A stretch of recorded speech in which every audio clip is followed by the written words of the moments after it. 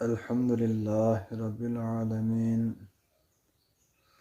والعاقبة للمتقين والصلاة والسلام على سيد الأنبياء والمرسلين وعلى آله وأصحابه أجمعين. أما بعد فأعوذ بالله من الشيطان الرجيم. بسم الله الرحمن الرحيم. میرے نہایت قابل احترام معزز سامعین ذی احتشام، السلام علیکم ورحمۃ اللہ وبرکاتہ۔ آج کی اس نشست میں ہم رمضان مبارک کا معنی اور مفہوم بیان کریں گے اور قرآن و حدیث کی روشنی میں رمضان المبارک کی فضیلت بیان کریں گے۔ رمضان، لفظ رمضان کا معنی اور مفہوم۔ عربی زبان میں رمضان کا مادہ رمضان ہے، جس کا معنی سخت گرمی اور تپش ہے۔ یہ ابن منظور لسان العرب میں موجود ہے۔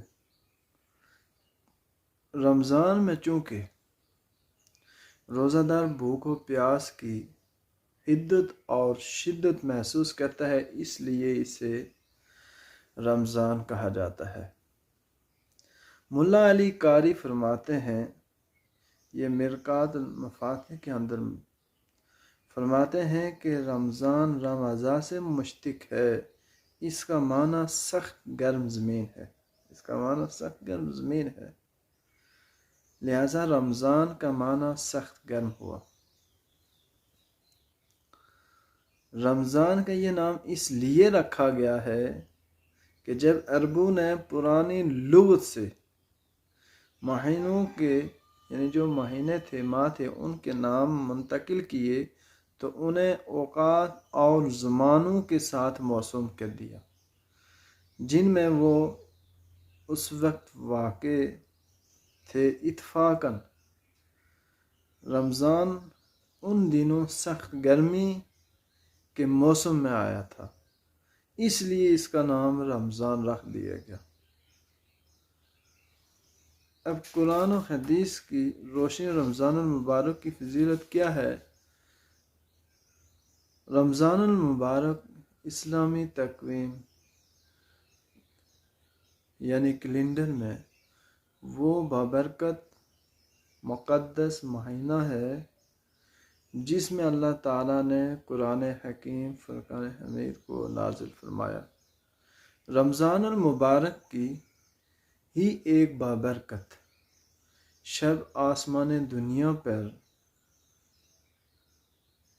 پورے قرآن کا نزول ہوا، لہٰذا اس رات کو اللہ رب العزت نے تمام راتوں پر فضیلت عطا فرمائی اور اسے شب قدر قرار دیتے ہوئے ارشاد فرمایا، لیلۃ القدر خیر من الف شہر، یعنی شب قدر فضیلت و برکت اور اجر و ثواب میں 1000 مہینوں سے بہتر ہے۔ رمضان المبارک کی فضیلت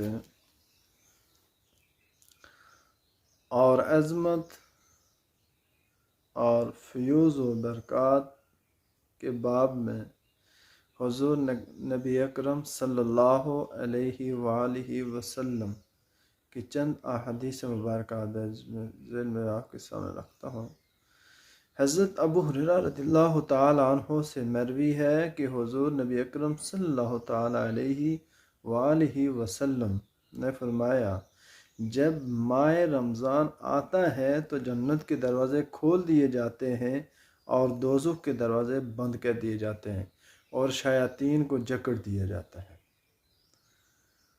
رمضان المبارک کے روزوں کو جو امتیازی حیثیت اور امتیازی شرف اور فضیلت حاصل ہے، اس کا اندازہ حضور نبی اکرم صلی اللہ تعالی علیہ وآلہ وسلم کی اس حدیث مبارکہ سے لگایا جا سکتا ہے کہ حضرت ابو ہریرہ رضی اللہ تعالی عنہ سے مروی ہے کہ حضور نبی اکرم صلی اللہ تعالی علیہ وآلہ وسلم نے فرمایا، جو شخص بحالت ایمان ثواب کی نیت سے رمضان کے روزے رکھتا ہے، اس کے یعنی صاحب کا گناہ جو بخش دیے جاتے ہیں۔ رمضان المبارک کی ایک ایک ساتھ اس قدر برکتوں اور سعادتوں کی حامل ہے کہ باقی 11 ماہ مل کر بھی اس کی برابری اور ہمسری نہیں کر سکتے۔ قیام رمضان کی فضیلت سے متعلق حضرت ابو ہریرہ رضی اللہ تعالی عنہ سے مروی ہے کہ حضور نبی اکرم صلی اللہ تعالی علیہ وآلہ وسلم نے ارشاد فرمایا،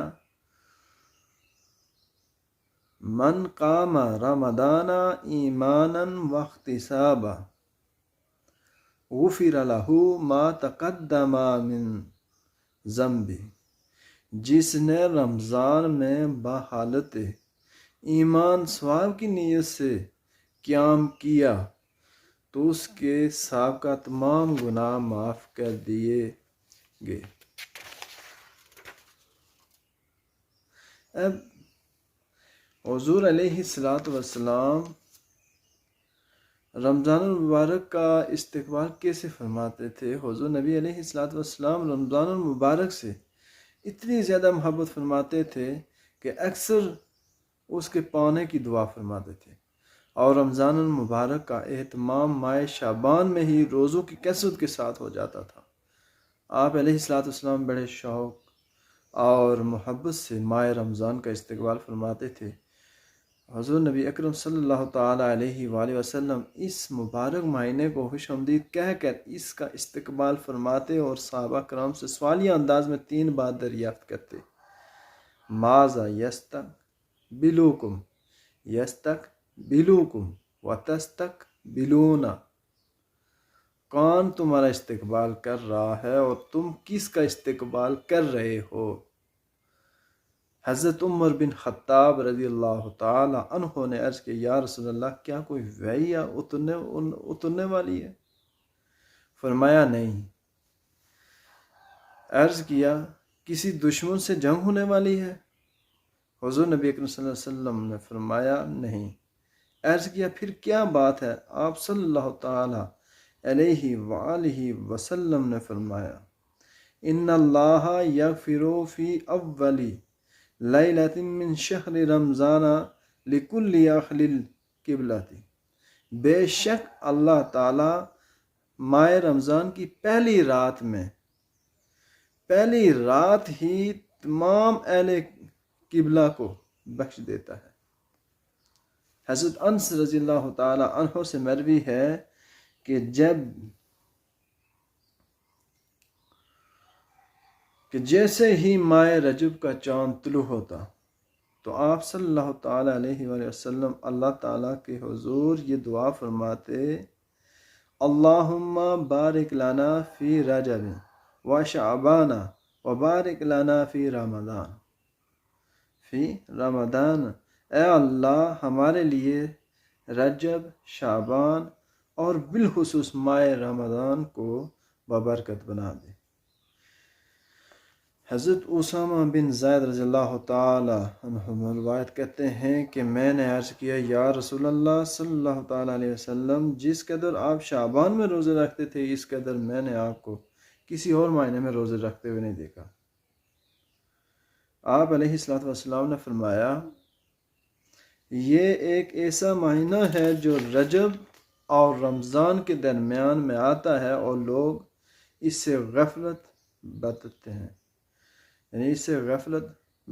ہیں، حالانکہ اس مہینے میں پورے سال کے عمل اللہ تعالیٰ کی طرف اٹھائے جاتے ہیں، لہٰذا میں چاہتا ہوں کہ میرے عمل روزہ دار ہونے کی حالت میں اٹھائے جائیں۔